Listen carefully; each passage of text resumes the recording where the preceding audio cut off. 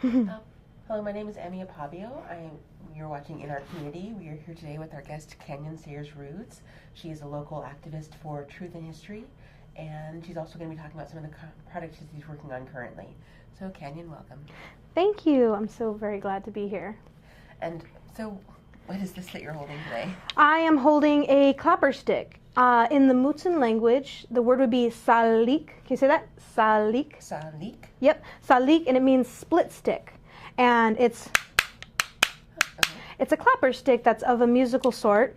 California natives did not have hand drums traditionally. My ancestors would have rattles and staffs that would hit stump drums or foot drums, clapper sticks that kind of sound like woodpeckers, and other instruments of the land and of the resources.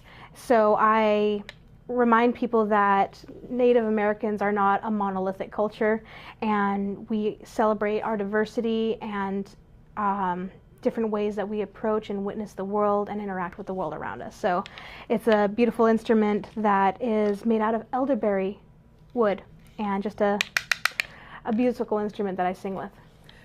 So, and this is an instrument specific to your tribe? Yes, actually I have learned throughout the coast of California, where elderberry trees are very dominant, that a lot of coastal California natives use clapper sticks. There are diverse ways that they are created, decorated, and manufactured, from this divot being thinner and smaller or thicker. And I know north of us, Pomo territory, which is towards Fort Ross and more north, and then all the way down to Chumash territory, which is Santa Barbara, use clapper sticks, and sometimes even sticks that hit together. So I do know clapper sticks are of that coastal region, and in Ohlone territory we have clapper sticks, or sallik, split stick musical. And so you are a musician. I believe you also have a SoundCloud account, is that? Yes, I actually ended up making two because Facebook created one for me, and then I became a true user and a pro. I had the pro account for a minute. I still need to re-up it. I have it to share interviews and songs and expressions of culture, because I am a storyteller, I offer songs, and I'm a vocalist to different instances, and to share that media is important, because sometimes some people can't always just watch videos, some people can just throw their earbuds in and hear another narrative, another perspective. And so when you create music, can you tell me a bit more about that process? What kind of music? Well, the kind of music that you want to talk about today. Of course. Well, I was just in a music video with Lila June Johnson. She is a Dene activist, and we were at Mill Valley and Mount Tamalpais, and she invited me as a local Indigenous person of the land, and asking community members to join who are ancestors in training, youth and the next generation who are focused on honoring truth and history, and to be present to run with her. It was a physically exhausting day to run, but it was her new video that is called Time Traveler, and it talks about connecting with community. And Desiree Harp even sang, and I love one of her lines. She says, "We are here to give all our love to the ones unborn." And I'm like, oh my gosh, that I'd never heard the song, and here I am saying RDS to a music video that was from Embrace magazine, because it was initially just a little writing article, and it evolved into a beautiful project. So you were writing for Embrace magazine? She was. Oh, she was. Lila June was writing for Emergence or Embrace? Oops. Emergence magazine. Emerging, yes. Yeah. Emerging magazine, and then she's like, "Well, I am a artist and a writer, but can I offer a rap?" And they're like, "Sure." She goes, "Can we do a music video?" They're like, "Why not?" And it just evolved, and then she wanted to acknowledge Indigenous protocol of recognizing the Native peoples of that land. And we reached out to many California natives and had as many youth as possible and present in that music video. So it was exciting to run with her. And I let people know that the roaming Ohlone was in the music video. And what is the roaming Ohlone? Well, he is an accurately depicted native figurine of the territory, which is central coastal California, recognized as Ohlone. The original peoples, the Spaniards once called us Costanos, and that evolved to Costanoan. And that's not how we identified ourselves. Over time, there was a tribe in the East Palo Alto region that was called Ohlone. And through documentation, the native peoples of the territory hung on to that word. And we are from Ohlone. We are from Ohlone. Other natives of the various territories recognize that. They're like, yeah, native people of this land, they're our family. And that word got documented and spread. So the phrase Costanoan and the phrase Ohlone are 19th century terms. And it's kind of like saying we are a Bay Area in, or we are a Silicon Valley in. It doesn't quite say like what school you went to, what county you're from, what territory and linguistic space you are from. So it kind of got lumped in. But it's a way that people can identify to start recognizing the indigenous peoples of the territory. San Francisco to Monterey being Ohlone territory, and him being a native figurine. But the reason why he came to be was, when we think about how Native Americans are depicted in media and in various forms, they're kind of generalized and made by people who are non-native. How they see us. And he was made of a little Powhatan native figurine. And around the time that he was made, other native figurines like that little green army guy where he's yielding a tomahawk.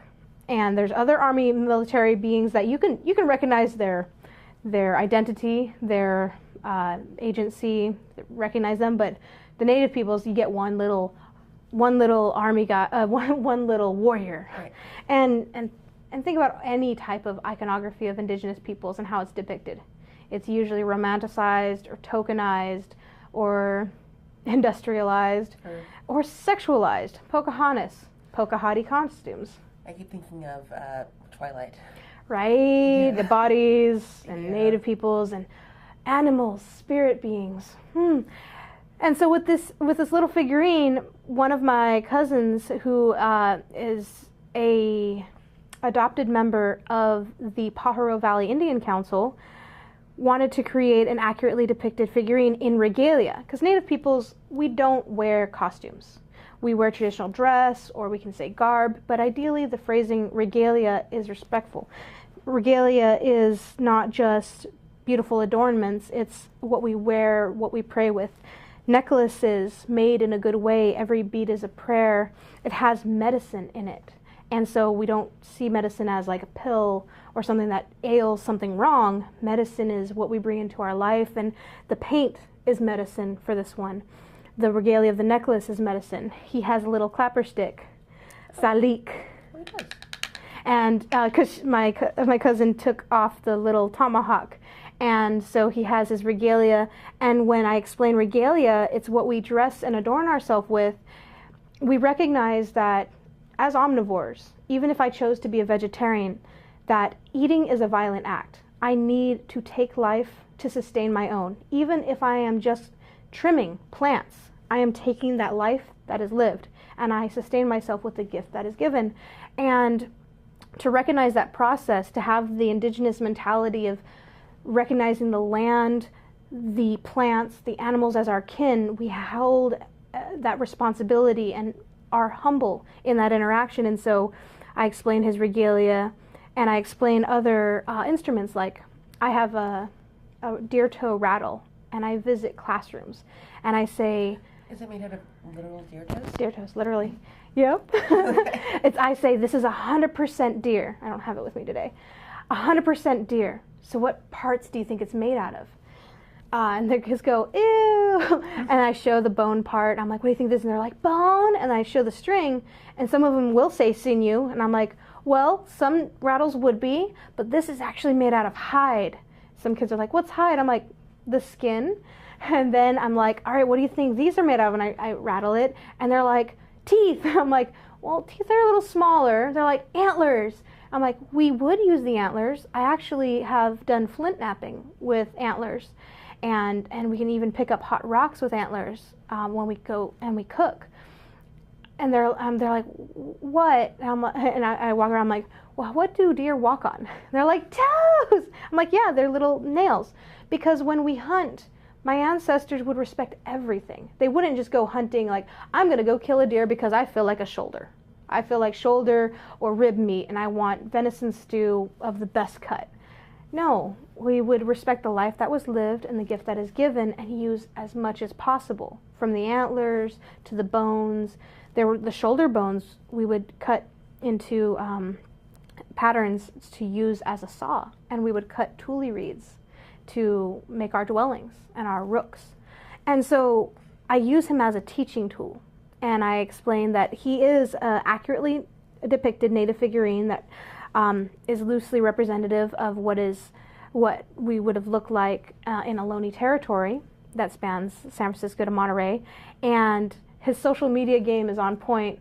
He's a hashtag roaming Ohlone. He's met Winona Laduke, who is an amazing superstar in Native community. He's met the 1491s, who are YouTube stars. They're comedians, Indigenous comedians from different spaces, and they're really fun to hang out with. So he hung out with Dallas Goldtooth. He met Dallas Goldtooth's father, Tom Goldtooth of Environmental Indigenous Network, EIN. He's been to BIONEERS conference. He vogues with TwoSpirit community members. He goes to powwows. He went to Pantheocon, which was a earthy, pagan-like earth-based spiritual circle of beings coming together. And he talked about native appropriations. So, I mean, this little guy gets around. And he teaches people what Indigenous protocol is, and inclusivity, and what it means to be culturally sensitive, and recognizing that Native Americans are not of a monolithic culture. We have to question how Native peoples are looked at and depicted in media, how today's society refers to Indigenous peoples. Many times I go to classrooms and the young kids are like, you don't look Native because I'm not dressed in regalia. And I'm sitting here like, I live in the 21st century. I dress like a lot of people. And I do dress in my regalia, but my regalia is for ceremony. And I'm not going to be dressed ready for ceremony every single day. And sometimes ceremony is meant to be just for my own little community. It's not meant to be put on display. And I try and talk about what it means to be sensitive around that, and how books present Native peoples as extinct. The Ohlone people once were here, and then we no longer see them. Well, extinct or as pathetic in a certain way. Yeah, and books will say Native Americans were hunter-gatherer peoples. Hunter-gatherer makes it sound like hand-in-mouth type of survivalist. And then even when we say ancient technologies, they'll say bushcraft or primitive ways. It's very dismissive of Native peoples who have had an intellectual and integral relationship with the environment, who have been stewards of the land for thousands of years. I have fun bringing humor into my interactions, and I'll walk across the room and I'll say, alrighty, so when we think about history, right here we're in 2018. And then I'll walk a little bit. I'll be like, all right about here is the 19th century and the 18th century we had the gold rush, when people started coming to California to pioneer the New World. Then we go a little further, 1700s, 1800s, when the missions came through, and there were thousands of natives who were enslaved in the missions. And then we go a little further back, and we have, in 1492, Columbus sailed the ocean blue. We all recognize that. But then we go 14, and we walk. 2,000 years ago, 3,000, 4,000, 5,000, 6,000 years ago. And then people like to talk about the Bering Strait theory, where they say it was a land bridge where all the people of America came from. Yes, there were people who traveled, though Indigenous peoples, we have watercraft. So that it's kind of hard to find data in the soil when it comes to watercraft. And even with that, that Bering Strait theory is dated 10, 11, however many thousands of years. There is archaeological data in the Americas older than that, proving there have been people on the land maintaining their integral relationship with the land longer than that theory. But even so, 1492 and thousands of years when people say, well, you Indians all came from over here, all that time gets dismissed, where native peoples have been engaging in the environment respectfully and integrally, understanding plant medicine, understanding the animals, maintaining and stewarding the land, and just being the first permaculture designers, the first ecologists, engaging with animal and plant husbandry. And that all gets dismissed by saying Native Americans were hunter-gatherer, like we just pick seeds and we primitively would just hunt with spear or bow. Do you know how to make an atlatl? That is an amazing tool that people are unfamiliar with.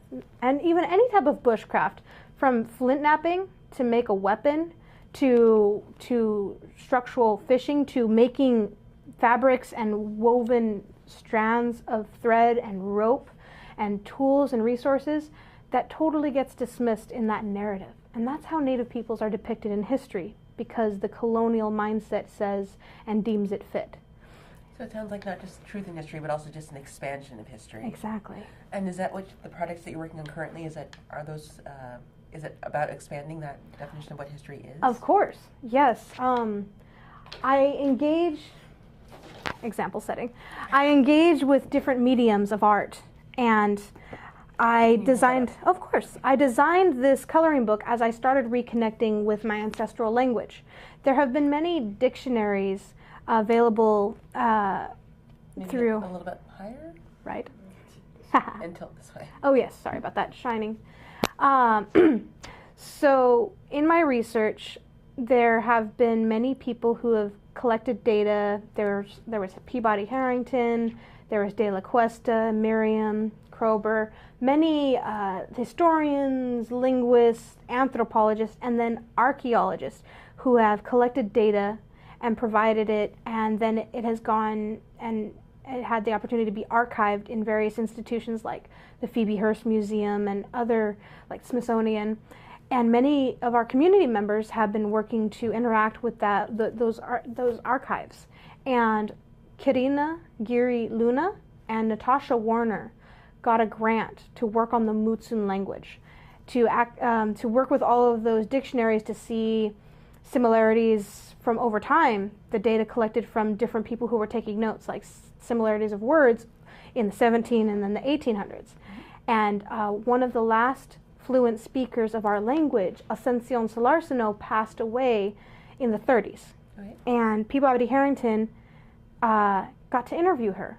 And the beautiful story around that was Ascension had a dream, or she knew someone would come to her and want to talk to her, and she needed to talk to him. Something was just telling her this. And she didn't know who, she didn't know when. And then all of a sudden Peabody Harrington has this internal calling that he has to go around California and document and learn about languages and focus on whatever he was meant to focus on. And he interacted with Ascension, and they documented the language. And so they were meant to connect. They didn't know they were going to, but they did. And the amazing part is the Mutsun language is one language here in the Bay Area that was deeply, deeply documented.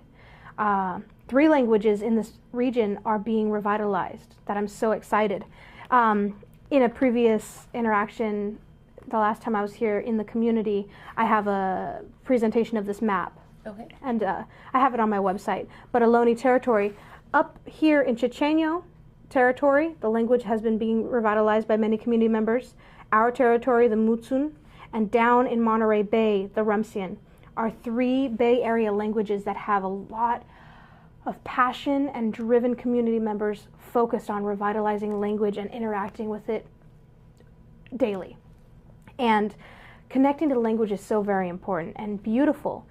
And so I'm excited to share what I do in sharing that we have diverse communities, diverse languages, yet there's some commonality with many Native peoples and communities where We recognize Indigenous peoples as being stewards of the land. We recognize Indigenous peoples of having an integral relationship with the environment and all life systems. All life is sacred. The animal and plants and beings around us are our kin, and we need to have that integral responsibility of understanding that system. And to honor truth and history will cue us in to ideally not do some of the silly, foolish, atrocious things of the past, and so we may honor the past to shape the future to go forward in a good way. So, musician, author. It sounds like you have a lot of, well, but I think that's not all that you have on your plate. It sounds like you do a lot more than that. Yes, so very much. A lot of people are like, you need to focus on a couple of things so you can execute them thoroughly. I'm sitting here like, but there's so much that needs to be done. I don't want to focus on one or two. I want to keep and maintain. And I realize that as a coyote, that's my personality. And then I'm a catalyst of ideas. So I know I need to connect with people who are, let's say, if I'm a catalyst of sparks, I need someone who is like kindling or who is like fuel, and then who is like a log who's ready to maintain that burn. Maybe someone who doesn't have all the ideas but has the drive and work ethic to stick to something and maintain it. And I would love to connect with people who have those skills, because I personally may not have them, but I know how important it is to witness someone who does, from that work ethic to the effort and energy and dedication and skill set it takes to focus and maintain, because I catalyst. And so I currently, as I said, haven't been invading or visiting spaces that have only been in the position to witness Indigenous peoples currently. I love the organizations that have long-term integral relationships with Indigenous peoples. Let's say like the Cultural Conservancy, their nonprofit is just as old as ours. Our nonprofit is called Costanoan Indian Research. And I love work that they are doing, and I love collaborative energies. But I tend to be ready to take on those who are unfamiliar, so I instigate myself into new venues. And the way I see it is, I'm working on workshops and intensives around cultural sensitivity, around land acknowledgements, around honoring truth and history. And to do that is to help people who are unfamiliar with those phrases, terms, or energies that even are involved, and to allow them to witness another perspective. And so when we think about, let's say an agency has an older gentleman of their time conduct themselves possibly irresponsibly and engage in what we would consider sexual harassment, that organization probably would set in line an expected protocol, or, hey, we should just have this blanket workshop where all of our community goes to a sexual harassment training to understand what it all means. And my mind is like, we need that for cultural sensitivity. Mm-hmm. We need almost either an etiquette guideline or almost mandatory cultural sensitivity training in what it means to engage in different conversations around intellectual property rights or communal space, and recognizing the differences and witnessing marginalized voices. Yeah. So what would you suggest for anyone who wants to be a good ally in helping marginalized people express themselves, or helping marginalized voices get out into the wider conversation? Start researching decolonization and indigenization. So when we start decolonizing our mindset, we are starting to question why we do the things we do the way we do them. From, well, let's say like mainstream society is starting to shift in recognizing gender pronouns. And in the past, we didn't do that. We said, that's a boy, that's a girl. Why do we have such an investment in that? Because it's important, but why? I would ask my friends, if you saw someone and you saw them from a block or two away and they're wearing baggy sweats and a baggy sweater that has a really cool pattern, and you can't tell if they are female-bodied or male-bodied, and you said, I really like their sweater is so freaking cool. There. Why is it so hard for us to just give that they, them, that person until that person consents on how they want to be identified. It's not that hard. And I start asking people, like, why do we do that? Why do we see blue for boy and pink for girl? And we start asking that question and start realizing, oh, because there was a consumer shift and there was an advertising shift that had us believe that. And we start questioning why certain things are a trend, why certain things are accepted as a social norm, and how social norms shift over time, how some things are mainstream, expected, or managed or maintained as a norm, and then which are not, because things were done differently over time, and things were done differently further back. So decolonize is to question why we do the things we do, and to shift some of those things that we no longer believe are necessary. Like, let's say back in the day, slavery. That's no longer done. It's okay to change and get away from that. Same thing with today. There are some things that we need to let go of, certain habits, certain things. And then other things like, let's say it's okay to be different than somebody. It's okay to identify differently. We can respect each other for being different and celebrate that and not be so worried in what we present or engage. And so I have been going to different spaces talking about decolonization and indigenization, of recognizing indigenous methodologies and ideologies, pedagogies, and that type of way we can bring in and incorporate these ways we can interact with our world. So indigenous mentality is not only thinking about how a practice can benefit ourselves or our community or our environment, but even 7 generations in the future. And if we think that way, it would shift, let's say, how businesses operate, how they start turning a profit. They wouldn't be polluting so poorly. They wouldn't be disrupting whole communities because they're focused on a profit of the territory. They wouldn't be investing in these non-sustainable methodologies. So for people who want to find out more about the work you do, what is your website again? It is IndianCanyonLife.org and my /KSR, which is my personal little website. I'm very Googleable. My name is KanyonCoyote Woman Sayers-Roods, and that's with a K. I love social media, so I'm on Facebook, Instagram, SoundCloud, YouTube. I'm Coyote Woman's Creations on YouTube, but I maintain all of Indian Canyon's social media outlets, so I like to interact with people. Well, Kanyon, thank you so much for coming onto the show today. Thank you. And thank you so much for watching. You've been watching In Our Community with Kanyon Sayers-Roods. My name is Akpabio, and we'll see you next time.